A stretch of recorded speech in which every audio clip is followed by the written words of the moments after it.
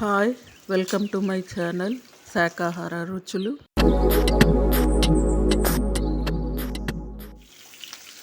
ఈరోజు మంచి గుమ్మడికాయ కూర ఎలా చేసుకోవాలో చూద్దాము. ఈ గుమ్మడికాయ కూర చాలామందికి ఫేవరెట్ అండి. ఇక్కడ నేను ఒక 1/2 kg గుమ్మడికాయ తీసుకున్నాను.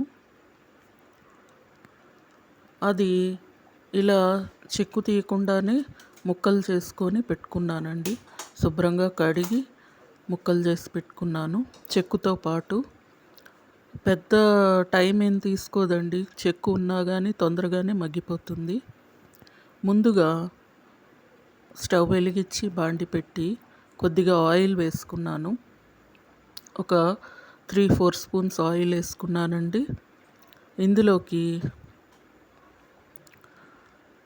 కొద్దిగా మెంతులు, ఆవాలు, జీరా 3 వేసుకొని పోపు పెట్టుకుంటున్నాను. సో ఇలా పోపు అంతా వేగిన తర్వాత ఈ గుమ్మడికాయ ముక్కలు వేసి వేయించుకుంటున్నానండి. ఈ గుమ్మడికాయ ముక్కలు బాగా వేగిన తర్వాత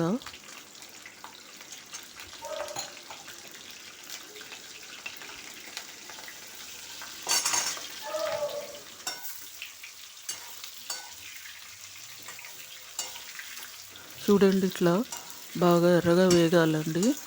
సో దానికన్నా ముందు కొద్దిగా పచ్చిమిరపకాయలు తరిగి పెట్టుకొని అవి ముందు వేయించుకొని తర్వాత గుమ్మడికాయ ముక్కలు వేసి ఇట్లా బాగా పైకి కిందకి కలుపుకుంటూ వేయించుకుంటున్నానండి. ఈ ముక్కలు నూనెలో కాసేపు వేగాలి.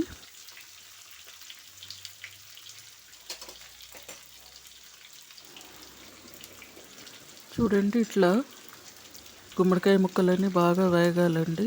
ఎర్రగా వేగిన గుమ్మడికాయ ముక్కలకి కొంచెం పసుపు వేసాను, సరిపడంత ఉప్పు వేసాను.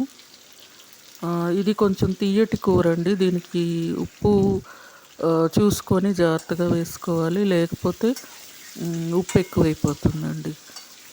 సో ఇట్లా ఉప్పు వేసేసి ఇంకా నీళ్ళు అవి ఏమీ వేయకుండానే నేను మూత పెట్టేసి ఉడకబెట్టుకుంటున్నాను. సో గుమ్మడికాయ ముక్కలు తొందరగానే మెత్తగా ఉడికిపోతాయండి.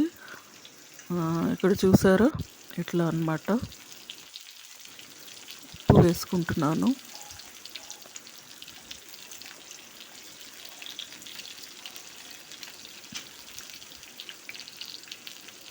ఆ పైన కారం కూడా వేసేసుకొని ఒకేసారి మూత పెట్టేసుకుంటున్నానండి.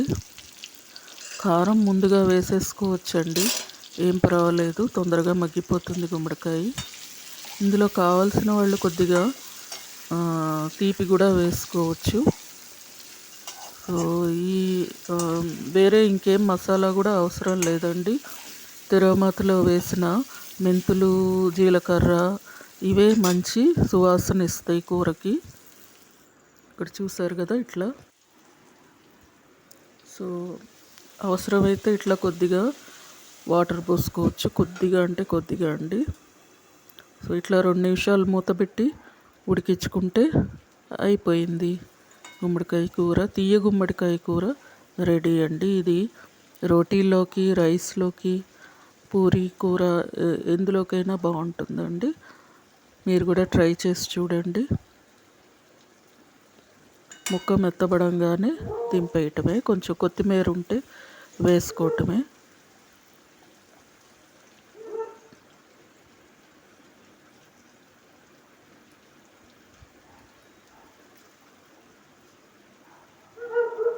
అంతేనండి, గుమ్మడికాయ కూర రెడీ అయిపోయింది. మీరు కూడా ట్రై చేస్తారు కదా.